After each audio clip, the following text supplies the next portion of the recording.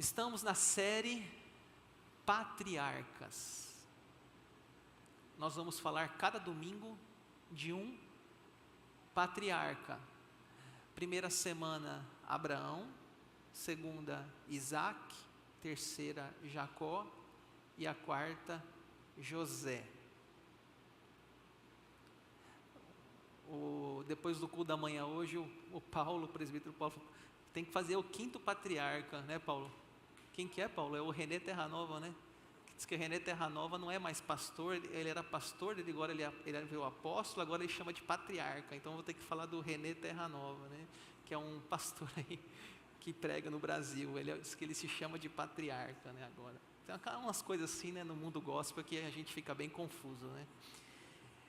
Então, cada semana nós vamos estar, não falando do René, não, nós vamos falar da Bíblia, nós vamos falar desses homens realmente que estão nas Escrituras Sagradas, né? É claro que esses homens não eram perfeitos, eram seres humanos, Abraão, Isaac, Jacó, José, mas eles nos ensinam muito, tanto pelos erros e pelos acertos, né? Pelas virtudes que são várias e às vezes nas suas limitações também nós tiramos lições de Abraão, Isaac, Jacó e José. Semana passada nós falamos de Abraão, né, que foi o primeiro homem que começou toda essa história, porque lá em Gênesis 12 inaugura um novo momento. Até o capítulo 11 de Gênesis, nós temos o dilúvio, nós temos a Torre de Babel, mas em Gênesis 12, Deus começa a se relacionar com uma pessoa, e fala: Abraão, de ti farei uma grande nação, e em ti todas as nações da terra serão abençoadas, porque Jesus Cristo nasceu da descendência de Abraão. E hoje, nós vamos falar do filho dele, Isaac, que é o nosso segundo patriarca na nossa série, e semana que vem nós vamos para Jacó. Então vamos começar lá no nascimento do Isaac. O Senhor visitou Sara, como tinha dito, e cumpriu o que lhe havia prometido. Sara ficou grávida e deu à luz um filho a Abraão na sua velhice, no tempo determinado de que Deus lhe havia falado. Então, nós vamos iniciar com a história lá no comecinho, né, do seu nascimento. Abraão na sua velhice, o texto diz que ele tinha 100 anos de idade, e Sara 90 anos, quando nasceu Isaac. Isaac significa riso. No Antigo Testamento, você vê o nome, tem um significado. Riso. Por que riso? 2 motivos. Primeiro, alegria e ironia. Será que Deus pode fazer realmente algo tão diferente, uma velha engravidar? Uma certa ironia na incredulidade de Sara. Então Isaac, riso. É importante dizer que ele tinha um irmão chamado Ismael. Isaac cresceu e foi desmamado. Nesse dia em que o menino foi desmamado, Abraão deu um grande banquete. Sara viu que o filho que Agar, a egípcia, teve com Abraão estava zombando de Isaac. Então Sara disse a Abraão: mande embora essa escrava e o filho dela, porque o filho dessa escrava não será herdeiro com meu filho Isaac. Deixa eu explicar para vocês o que está acontecendo aqui. Como demorava para vir o filho, a gravidez de Isaac, ele teve uma ideia. Abraão e a Sara tiveram uma ideia: vamos ter um filho com a escrava. Diz a Bíblia que a ideia foi de Sara, e Abraão, a Bíblia, na linguagem Almeida, fala anuiu, consentiu, concordou. E nasceu uma criança, que não era o que Deus queria. Deus foi bem claro: será gerado do seu ventre. Sara, você vai ter um filho, Sara. Então, esse menino era mais velho, era o Ismael. Quando nasce o Isaac, que era realmente o filho da promessa, ali fala no texto, no dia do desmame. O que era o desmame? Quando a criança parava de comer alimentos líquidos e começava a comer alimentos sólidos, em torno de 3 anos de idade. Estava tendo uma festa, e diz o texto que Ismael começou a zombar de Isaac. Sara viu essa zombaria, essa brincadeira entre os irmãos, e ela não gostou. Talvez já vinha coisas acontecendo na família, já vinha a Agar rivalizando com a Sara, e ali foi o ápice, foi assim o último, a bomba que, pedacinho que faltava para explodir a tensão. Agar foi lá e falou: olha, Abraão, dá um jeito nessa escrava, dá um jeito nesse menino Ismael, tira ele daqui, manda ele embora. O texto fala ali no verso 10, né? Mande embora essa escrava e o filho dela. Gente, 2 crianças, né? Ismael possivelmente com 16 anos, Isaac possivelmente com 3 anos, ciúmes, atenção, meu pai não dá mais atenção para ele, mais atenção para mim, aquela coisa, e aquela... Deixa eu contar uma experiência pessoal que eu vivi. Eu tenho um tio, e esse tio, ele era muito próximo de mim na minha adolescência. Ele era professor de judô, ele me levava para ele às vezes nas aulas de judô, então eu tinha muito carinho. E de repente meu tio começou a cuidar de um parente da família, um sobrinho dele, como filho, trouxe para morar com ele aquele filho, e ele tinha a mesma idade que eu. Vocês acreditam que eu comecei a ter uns ciúmes desse menino? Por quê? Porque aquele menino não fazia parte da família. Ele já veio morar com meu tio, não era filho biológico, era um sobrinho do meu tio, veio morar com ele, e meu tio o tratava como um pai. E aquilo ali, eu comecei a rivalizar com esse menino, comecei a ter os ciúmes dele, que um dia nós engalfinhamos nós dois. Teve que separar a briga.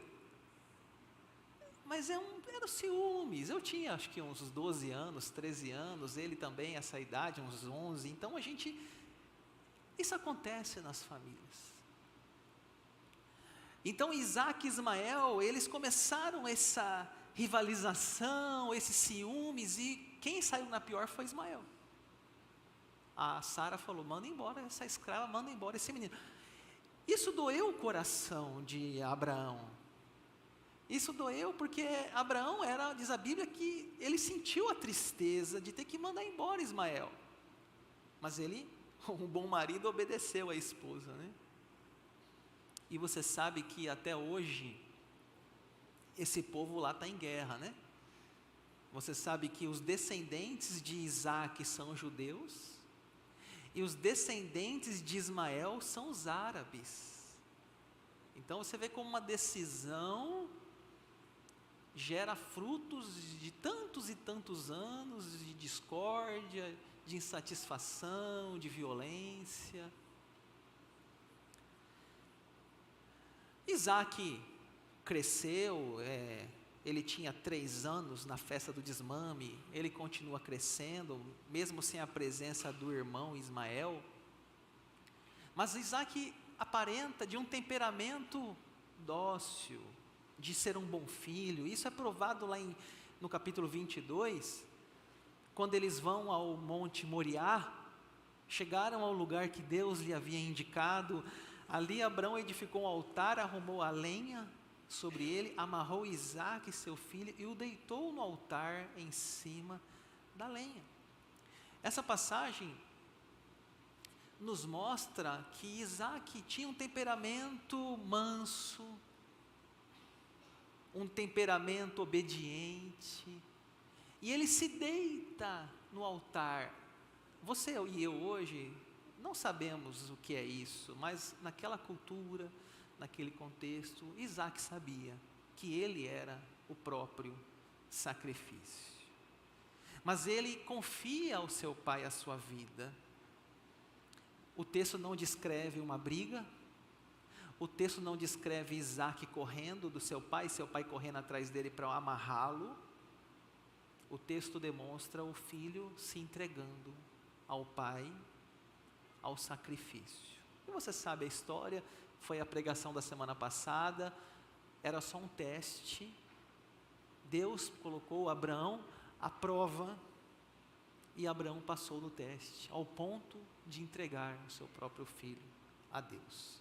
Então, realmente Isaque tinha esse temperamento manso. Vamos falar do casamento de Isaque. Gênesis 24. Abraão disse ao mais antigo servo da sua casa, que governava tudo o que possuía: põe a sua mão por baixo da minha coxa, para que eu faça com que você jure pelo Senhor, Deus do céu e da terra, que você não buscará uma esposa para o meu filho entre as filhas dos cananeus, no meio dos quais estou morando, mas que você irá à minha parentela, e ali buscará uma esposa para Isaque, meu filho. Deixa eu explicar o que aconteceu aqui. Gênesis 24. Sara, a mãe de Isaque, esposa de Abraão, faleceu, morreu. Após a sua morte, Abraão pensa algo. Ele falou: eu preciso casar com meu filho. E ele então pede ao seu servo para que vá até a sua parentela, lá de onde ele saiu, e busque uma esposa para Isaque. Então, aí fala o mais antigo servo, né? Alguns teólogos falam que poderia ser o Damasceno Eliezer, aquele até que ele achava que ia ser a sua descendência. Então, esse servo vai até a parentela e ele buscar uma esposa para Isaque. Interessante o verso 2, o juramento, né?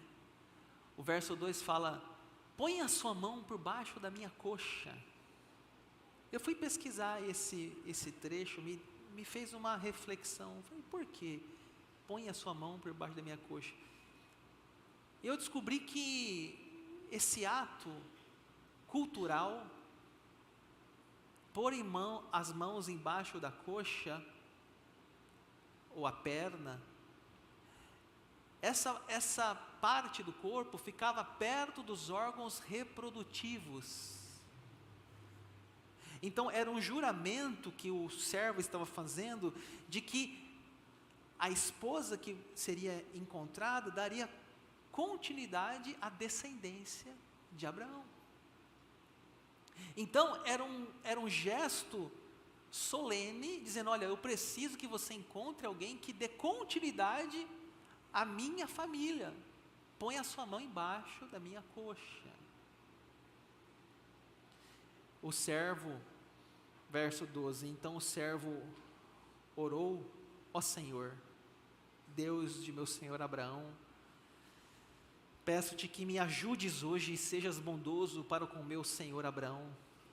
Conceda, pois, que a moça a quem eu disser: incline o cântaro para que eu beba, e ela me responder: beba, e darei ainda de beber aos seus camelos, seja a que designaste para o teu servo Isaque, e nisso verei que foste bondoso para com o meu Senhor.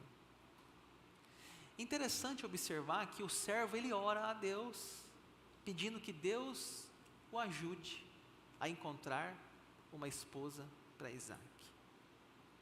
antes de agir, ele consulta a Deus. É uma grande lição isso aqui para nós já. Né? Será que nós também temos esse hábito, antes de tomar uma decisão, antes de encontrarmos uma esposa, um esposo, um namorado, a gente também tem essa disposição de consultar a Deus, de pedir que Deus mostrasse quem era essa mulher? E aí, então, depois você pode ler a passagem, é muito rica. Ele vai e Deus lhe dá sucesso. Ele encontra a Rebeca, e a Rebeca, demonstrando hospitalidade, oferece água. E ele fala: "Da onde você é?" Ela fala: "Sou da família de Labão. Achei quem eu procurava." E aí, ele vai lá na família de Abraão, que estava lá, e encontra com a Rebeca. Qualidades da Rebeca. O texto do capítulo 24 vai dizer algumas características dessa moça. A primeira característica é que ela era uma moça muito bonita. O verso 16, a moça era muito bonita, virgem, a quem nenhum homem havia possuído. Ela desceu até a fonte, encheu o seu cântaro e subiu. Então, a primeira característica dela era a sua beleza física. A virgindade era um sinal de pureza e de honra no contexto do Antigo Testamento. Esperava-se que uma moça se guardasse sexualmente para o seu marido. Por isso o texto destaca que, além dela ser muito bonita, nenhum homem a havia possuído. A segunda característica dela é que ela era trabalhadora. Antes que ele acabasse de orar, eis que surgiu Rebeca, filha de Betuel, filho de Milca, aos parentes aí, né? Mulher de Naor, irmão de Abraão, trazendo um cântaro sobre o ombro. Rebeca aparece na cena, um cântaro sobre o ombro. Isso mostra que ela era uma mulher disposta, uma mulher que não tinha medo do sol, poderia carregar um cântaro no seu ombro, que ela poderia ajudar nos serviços domésticos da sua casa. Ela não era uma menina frágil, uma menina de porcelana que não fazia nada, só ficava no Instagram. Ela ajudava a família. Ela era trabalhadora. Alguns falam trabalhadeira, né? Essa mulher é trabalhadeira. Terceira, ela era prestativa.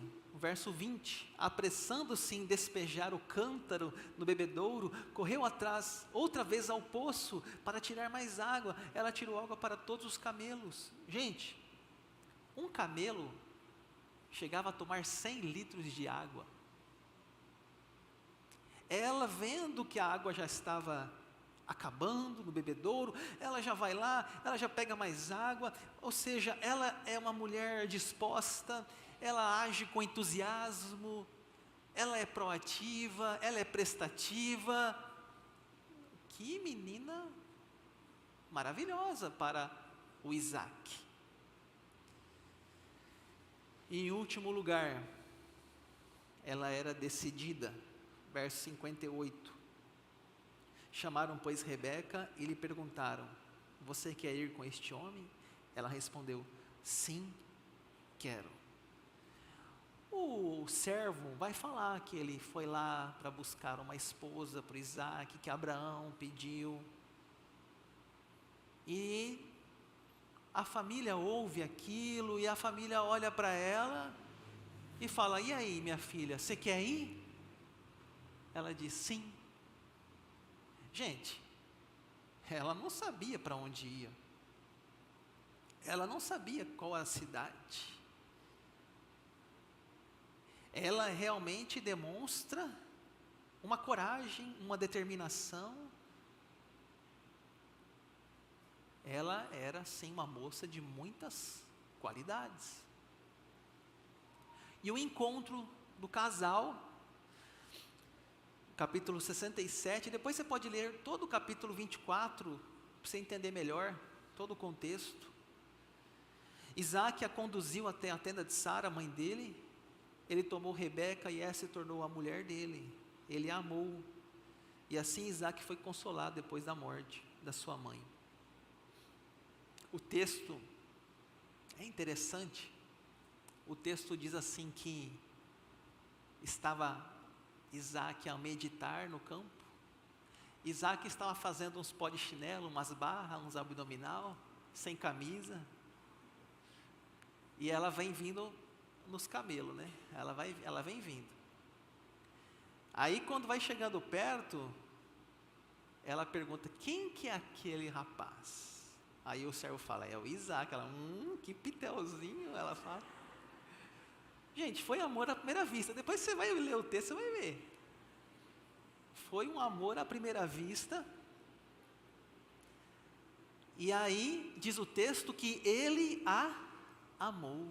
Não foi um sentimento passageiro, não foi somente uma simples encontro superficial, não.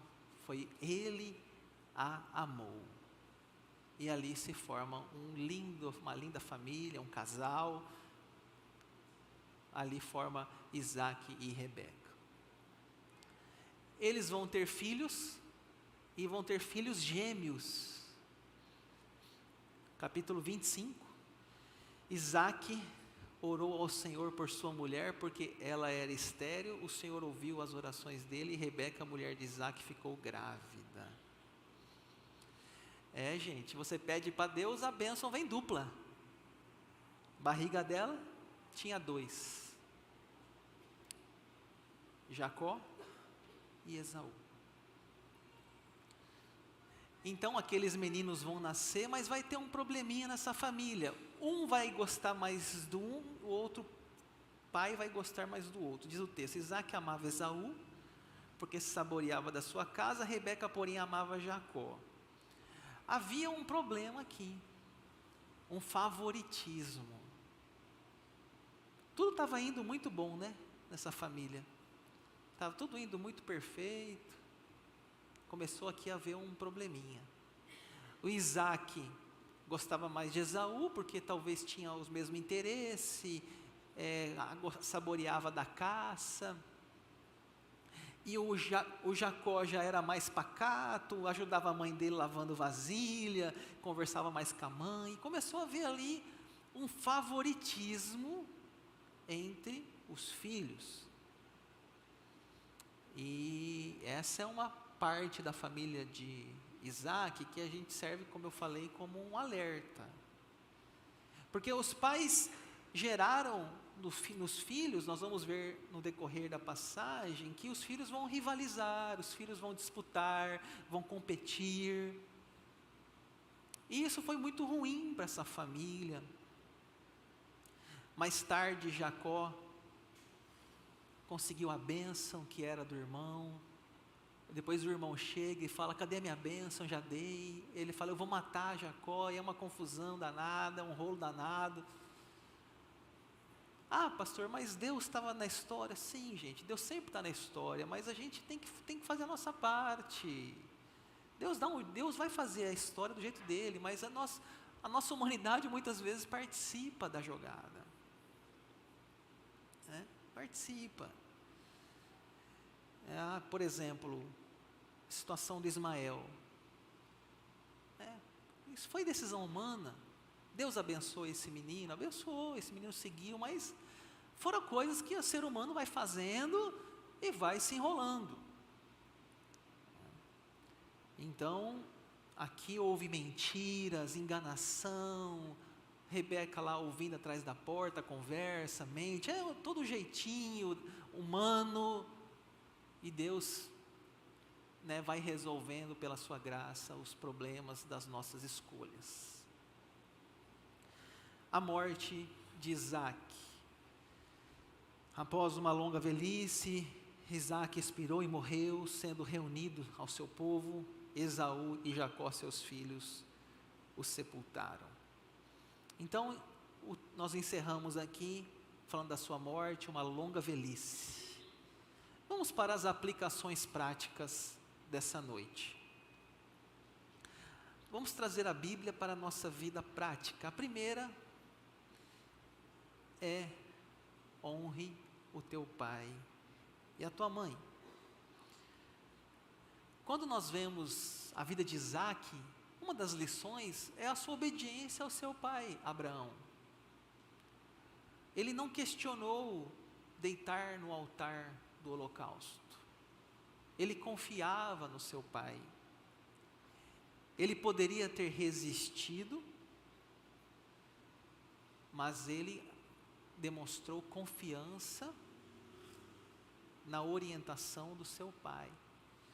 Deixa eu falar uma coisa com os filhos aqui, especialmente você que é filho adolescente, ainda junior. A gente às vezes acha que o nosso pai não sabe nada, que nossa mãe não sabe nada, né? Adolescente é assim, um adolescente ele fala assim: meu pai não sabe nada. Aí quando você se torna adulto, você fala assim: meu pai sabia tudo. E quando ele morre, então seu pai, você fala assim: que pena que eu não pude estar mais com meu pai. Não é assim? Eu tenho um filho adolescente. Falo: Samuel, faz isso. Pai, você não sabe de nada, pai. Eu falo para ele: um dia você vai falar assim: meu pai sabia tudo. Eu sei, porque eu já fui adolescente. E eu não tenho mais o meu pai comigo hoje, como eu queria tê-lo. Honre o seu pai e a sua mãe. O pai e a mãe nunca vai pedir para o seu filho nada de ruim. Ele só vai fazer o bom. Ele vai fazer o melhor. Confie no seu pai e na sua mãe. Entregue-se até mesmo ao altar do holocausto. Seja um filho obediente. Mesmo que você não concorde com o que seus pais, seu pai e sua mãe pensem ou fazem, seja respeitoso com seus pais, eles querem o seu bem. A segunda lição: escolha bem o teu par. A história de Isaac e Rebeca é uma das histórias mais lindas de casal na Bíblia. É quase um filme de romance. Daria um filme, né? O servo vai lá, ora, pede a Deus uma resposta, Deus mostra a pessoa. A Rebeca vai lá, leva o cara para casa. E ela: você quer ir comigo? Ela: eu vou. Ela vai. Gente, é um filme de amor. Agora, uma coisa que é importante destacar é que Abraão, ele não queria que Isaac se casasse com uma mulher de Canaã. Ele não queria que casasse com uma mulher que tinha outros valores, uma mulher egípcia, uma cananeia, porque elas adoravam a lua, adoravam o sol, adoravam os deuses, as estrelas. Ele queria que encontrasse uma mulher que fosse da mesma parentela, para que pudesse seguir na mesma jornada. Hoje, ainda precisamos escolher bem o par. Precisamos pedir que Deus nos ajude na tomada de decisão de um relacionamento. Hoje as pessoas se conhecem numa boate, numa balada, saem da balada e já vão ter relação íntima. É banal, é superficial. Ore, peça a Deus se aquela pessoa é a pessoa que Deus tem para você. Depois de orar, conheça as virtudes. A Rebeca, ela era prestativa, era decidida, era trabalhadora. era bonita, ou seja, não era só bonita, ela tinha outras coisas. Às vezes a gente fica olhando só para a aparência e não vê as virtudes. O que segura um relacionamento não é a aparência, não é a beleza. Coloque Deus nesse relacionamento, leve para a igreja, fala, ó, eu sou cristão, né? Já coloque logo a sua fé, já coloque a sua religião, ó, eu sou evangélica, eu congrego lá na IPI. Eu já vi pessoas vindo aqui na igreja, namorado, que nunca foi na igreja, começaram a vir aqui na igreja por causa da menina. Entendeu? Por quê? Porque a menina falou, ou vai, e se não for, vou terminar. Não, eu vou, meu amor, eu vou virar evangélico. Amém, vai virar mesmo então. A hora é essa, o momento é esse. Coloque Deus, a sua fé nesse relacionamento. Em último lugar, para a gente encerrar, não tenhas filhos favoritos. É a terceira lição aqui. Isaac preferia Esaú, Rebeca preferia Jacó, e esse favoritismo gerou problemas entre os irmãos. Você tem filhos? Trate-os com igualdade. Pessoal, deixa eu falar uma coisa para vocês. Esse negócio de, esse filho é inteligente, esse filho não é inteligente. Gente, inteligência, ela é relativa. Às vezes a criança tem inteligência musical, o outro tem inteligência matemática, o outro filho tem inteligência em relacionamentos. Não existe só a inteligência da escola, tirei 10. O que adianta? Tira 10 na escola e não dá conta, às vezes, de conversar com uma pessoa. Existem múltiplas inteligências, já foi descoberto isso, não é só decorar um livro. Às vezes tem um filho que não é tão bom na escola, que ele não gosta de estudar, mas descubra que ele tenha outras virtudes. Às vezes ele vai bem no esporte, às vezes ele vai bem na música. Explore outras inteligências, não, esse é o inteligente, esse é o burro. Não, não é assim. Coitado, gente, se fosse para avaliar a minha vida pela escola, estava ferrado. Nunca gostei de estudar.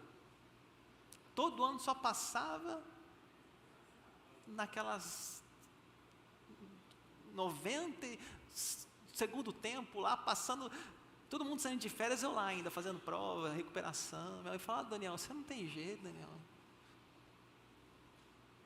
Fiz faculdade de teologia, fiz faculdade de psicologia, descobri o prazer na leitura. Como avaliar essas coisas? A professora estava dando aula, meu amigo, eu estava em Nárnia, estava no mundo das ideias aqui, eu nem sabia o que eu estava falando. Mas sabe o que eu ficava fazendo? No meu mundo das ideias, escrevendo música, escrevendo letras. Como avaliar a inteligência de alguém simplesmente pela nota do boletim? Então, cuidado em você às vezes valorizar um e menosprezar o outro, e não perceber que aquele filho que tem mais dificuldade na escola, que ele tem outras potencialidades, e investir em suas potencialidades. Como que os pais podem fazer esse favoritismo? Elogiar mais um do que o outro, pedir a opinião de um, ignorar a opinião de outro, ficar fazendo comparação entre os irmãos, proporcionar bens materiais diferentes. Então vai lá, compra uma coisa cara para um e uma coisa mais barata para o outro. Você acha que o filho não percebe? O irmão ganhou o iPhone, o outro ganhou o Xing Ling. Você acha que ele não percebe amor nisso?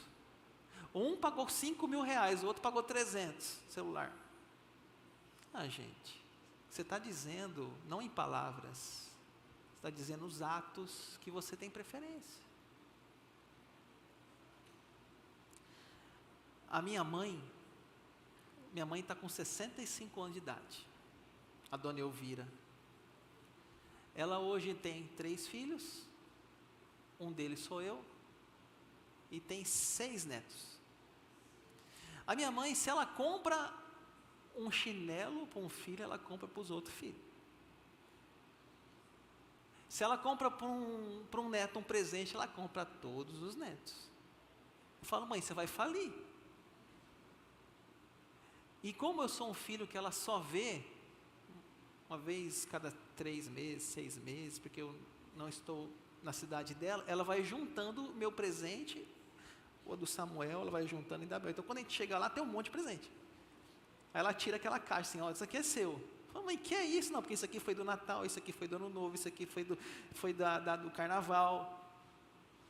Mas eu acho que na cabeça dela, a preocupação dela assim, eu posso tratar melhor um e ignorar o outro. Na cabeça dela assim, se eu dei para um, tem que dar para o outro. Porque são meus filhos. Eu digo, mãe, para de besteira, mãe, dá para o outro, relaxa. Não, é assim. Na realidade eu acho até bom, né? Que eu sempre ganho uns presentinhos a mais, assim, juntando tudo guardado, né? Pessoal, esse assunto lá da Bíblia é muito atual ainda hoje. Favoritismo. Um filho favorito, às vezes ele cresce mimado, sem limites. E já o filho esquecido, baixa autoestima, complexos. Então, o certo é a gente tentar tratar os filhos com equidade, com igualdade, com respeito.